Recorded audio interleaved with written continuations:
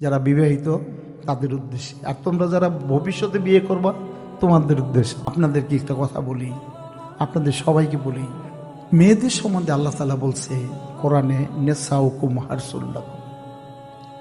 এটা আপনাদের জন্য বলতেছি, যারা বিবাহিত তাদের উদ্দেশ্যে, আর তোমরা যারা ভবিষ্যতে বিয়ে করবা তোমাদের উদ্দেশ্যে। আল্লাহ কোরআনে বলছেন মেয়েরা তোমার স্ত্রী তিলথ, কর্ষণযুক্ত জমির মতো।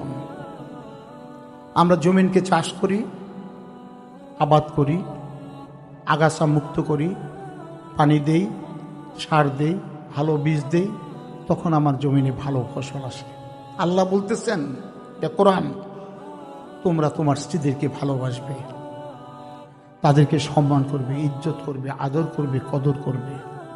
তারা যখন ভালো কাজ করে প্রশংসা করবে, আর ভুল করলে ক্ষমা করবে, গালি দেওয়া যাবে না।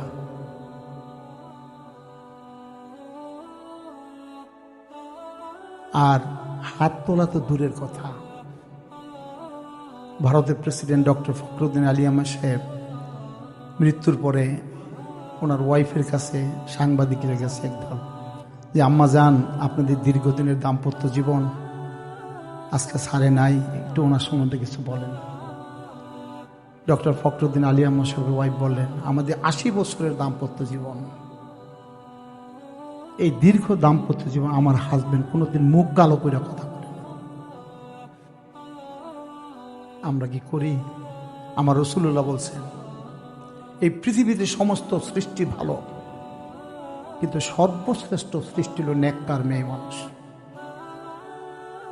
রুমি বলছেন পরতুয়ে হক কাস্ত মাসরুকানিস্ত গোয়াকে খালে কাস্ত মখলুকানিস্ত। মেয়েরা সাধারণ সৃষ্টি না, তারা অসাধারণ, তারা সৃষ্টিকারিণী।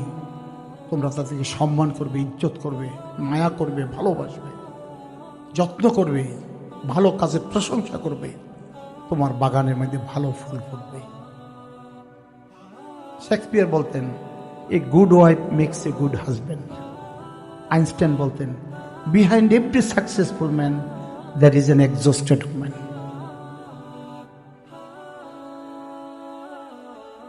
এই মেয়েরা আমাদের নেয়ামত। আমি চাকরি ছেড়ে দিয়ে যখন ব্যবসা বাণিজ্য শুরু করলাম 1971 সালের পরে, স্বাধীনতার পর চাকরি ছেড়ে দিলাম, স্যার ব্যবসা শুরু করলাম। তো আল্লাহর কাছে শুকর, কয়েক বছরে অনেক টাকা পয়সা আল্লাহ দিল। আমাকে ব্যবসার জন্য দেশ বিদেশ যেতে হইতো। একদিন আমার পীর সাহেব ফটিকছড়ি, আমার পীর সাহেব হযরত শাহ সুফি সৈয়দ আব্দুল সালাম ইসাব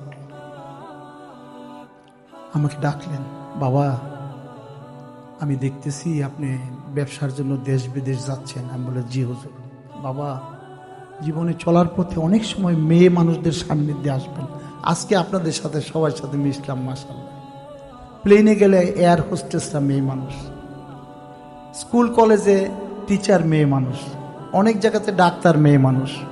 আমাদেরকে জীবনে চলার পথে বিভিন্ন অবস্থায় মেয়েদের সংস্পর্শে আসতে হয়। আমার পিসি বলছে, বাবা জীবনে যেখানেই আপনি যান, যদি কোনো মেয়ে মানুষের সান্নিধ্যে আসেন, accept your wife, accept your wife. ওই মেয়ে যদি আপনার থেকে বয়সে বড় হয়, আপনি মনে করবেন তিনি আপনার মা। যদি সমান বয়স হয়, বোন। আর বয়কনিষ্ঠ হলে যেমন তোমরা আমার অনেকটা মেয়ের মতোই। এই একটা সত্য আমরা পুরুষ মানুষ যদি হৃদয়ের গভীরে ধারণ করতে পারি,